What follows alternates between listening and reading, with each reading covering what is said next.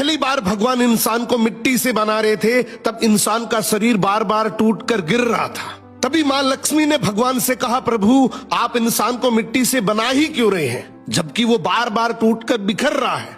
फिर भगवान ने इंसान के शरीर के साथ कुछ ऐसा किया जिसको कोई सोच भी नहीं सकता, जिसके बाद इंसान का शरीर फिर कभी नहीं टूटा।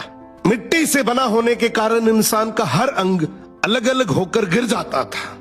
तभी भगवान ने सभी देवताओं को बुलाया और उनसे कहा, तुम सब इस शरीर के अंगों को संभालो। तब सूर्य देव बोले, मैं आंखों में रहकर रोशनी दूंगा।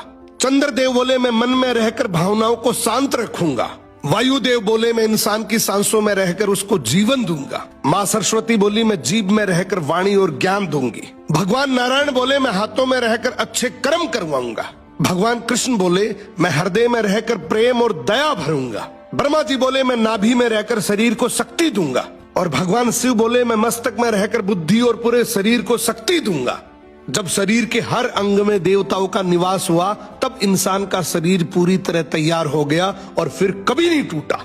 इसीलिए कहा जाता है, मानव शरीर सिर्फ शरीर ही नहीं बल्कि देवताओं का मंदिर है। अगर इस बात से सहमत हो तो कमेंट जरूर करना। जब पहली बार भगवान इंसान को मिट्टी से बना रहे थे तब इंसान का शरीर बार बार टूटकर गिर रहा था। तभी मां लक्ष्मी ने भगवान से कहा, प्रभु आप इंसान को मिट्टी से बना ही क्यों रहे हैं जबकि वो बार बार टूटकर बिखर रहा है। फिर भगवान ने इंसान के शरीर के साथ कुछ ऐसा किया जिसको कोई सोच भी नहीं सकता, जिसके बाद इंसान का शरीर फिर कभी नहीं टूटा। मिट्टी से बना होने के कारण इंसान का हर अंग अलग अलग होकर गिर जाता था।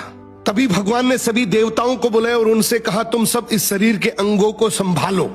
तब सूर्य देव बोले, मैं आंखों में रहकर रोशनी दूंगा। चंद्र देव बोले, मैं मन में रहकर भावनाओं को शांत रखूंगा। वायु देव बोले, मैं इंसान की सांसों में रहकर उसको जीवन दूंगा। माँ सरस्वती बोली, मैं जीभ में रहकर वाणी और ज्ञान दूंगी। भगवान नारायण बोले, मैं हाथों में रहकर अच्छे कर्म करवाऊंगा।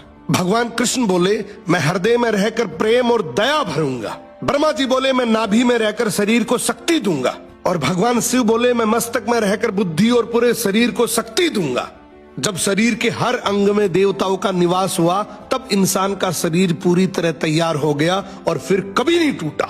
इसीलिए कहा जाता है, मानव शरीर सिर्फ शरीर ही नहीं बल्कि देवताओं का मंदिर है। अगर इस बात से सहमत हो तो कमेंट जरूर करना।